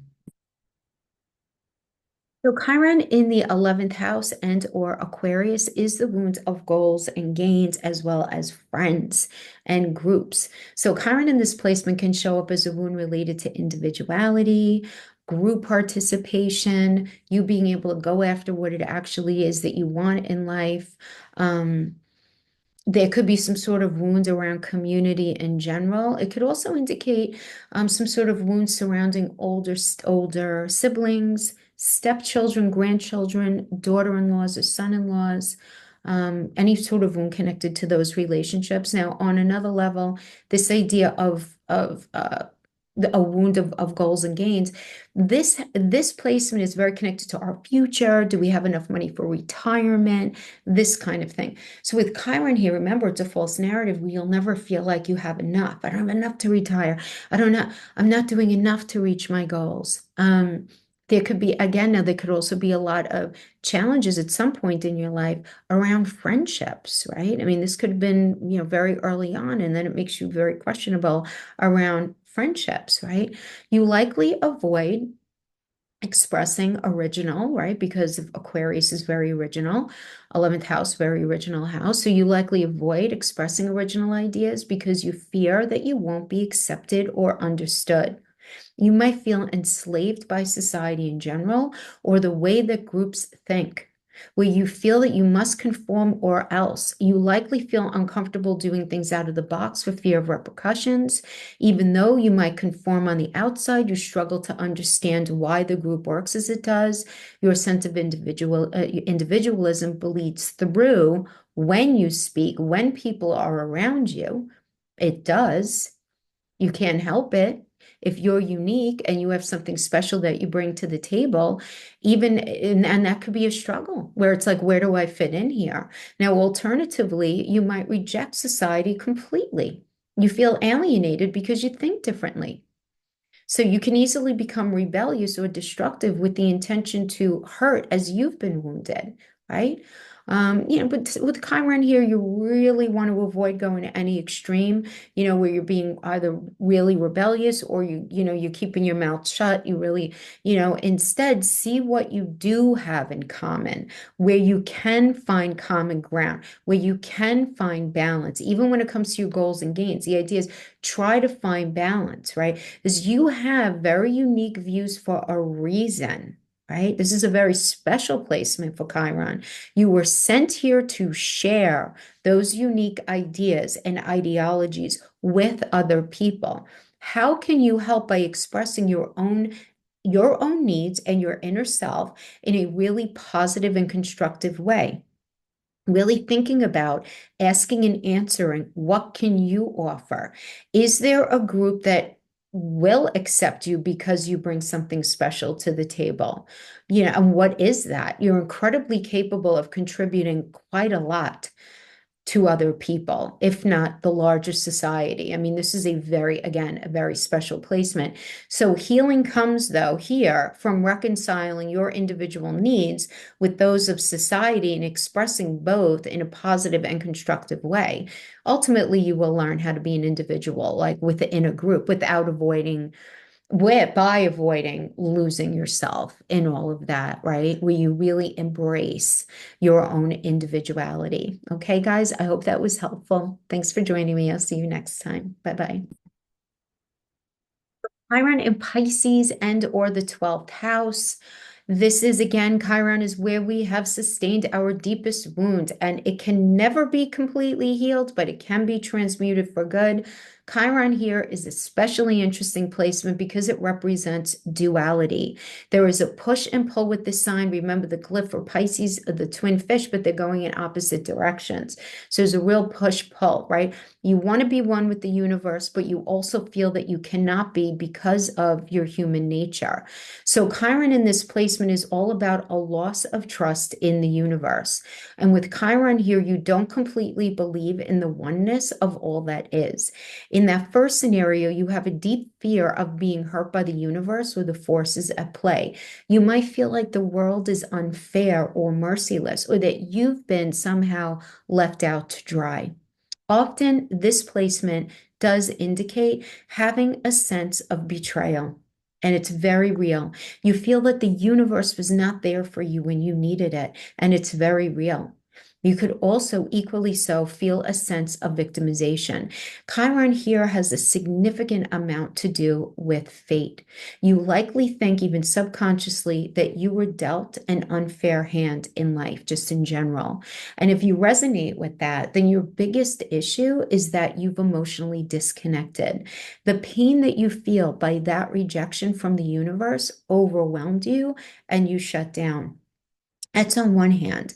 Now, alternatively, you might feel that you're not deserving of the energy of the universe, where you probably feel the suffering of the world very deeply, and you find it easy to become very stuck in your own suffering. When someone feels pain, you feel it right alongside with them, and then others' pain that you're experiencing through them amplifies your own, and your own wounds are intensified as well. And even though you don't victimize yourself in that like traditional sense, like, woe is me, it's not about that. It's not like that. You create a victim mentality by getting stuck in the pain of the world. You can't understand why the universe is set up the way that it is. You feel that the way the world is unfair, not only to you, but so many other people, so much of the time, until you really unpack this and look at it. And it's likely that you express these qualities, both of these, at different points in your life. Now, this can show in a couple of different ways. First, you may develop a very hard shell of cynicism. You don't have much empathy for others because you feel that the world and the universe had no empathy for you. And when feelings threaten to overwhelm you, it's very easy for you to shut them down. You may be very avoidant of people and situations that bother you, or you may even engage in escapist behaviors such as drinking or doing drugs or other addictive behaviors at a certain point. Now, alternatively, you may over-identify, I'm going to say, with the underdog, where you try to always rescue others and you have immense sympathy for anyone in the smallest amount of pain. You may feel overwhelmed by your empathy. It's easy for you to wallow in your feelings. And you could also become a martyr, even emotionally, and cause a lot of suffering to yourself and those around you because of wild emotions. Now, sometimes with Chiron here, you could even idealize the suffering that you feel while simultaneously being horrified by it. You have no energetic barrier because you're like a sponge, having to do with energetic influences and the energy of others absolutely seeps in and it influences how it is that you feel and act. We're very sensitive to people's energy. I have this placement, right? It's one of mine. It's a 29 degrees. But so by the way, Chiron and Pisces, Chiron return was from 2012 to 2019 into 2020. So you think about those years and you think about some challenging things that may have really happened. And then look at that house placement. But yeah, you don't want to get stuck in your own pain. No energetic barrier. This is why uh, I'm always surrounded by like crystals and stuff. I wear them in my bra a lot, because I know I'm I pull in people's energies a lot. So this Chiron energy was as one, connected from a past life, sure, especially when you were in utero, right, in your mom. But it doesn't really matter. It was a point in time when you needed something really badly and you didn't get it.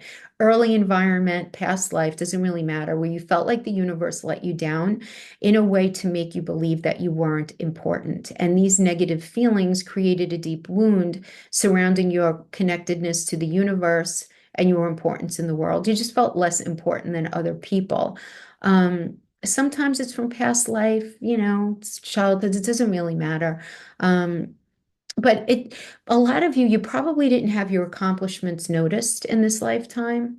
Didn't have your uniqueness and your specialness celebrated when you were a kid. And if you became wounded, with this placement in a past life, then the events of your childhood only solidified your belief that the universe doesn't have you back and that you don't really have a purpose, maybe in the same way that others do. But yeah, it's a tricky one. It's definitely a tricky one. We want to avoid escapism with this. We want to, um, you know, look at early environments and experiences and say, okay, if I feel bad about myself, that is a false narrative. I don't have to believe in that. All right, my friends, that is what I have for you. I hope this was helpful. Hey guys, so I wanted to just show you my chart really quickly here. So here is my Chiron. So I'm just going to say this real quick because I'm going to do a separate video on it. But what I want you to do is I want you to look at what's really, really important is your Saturn and your Uranus in your chart for additional information. You want to first look at Uranus, look at that part of life. Okay.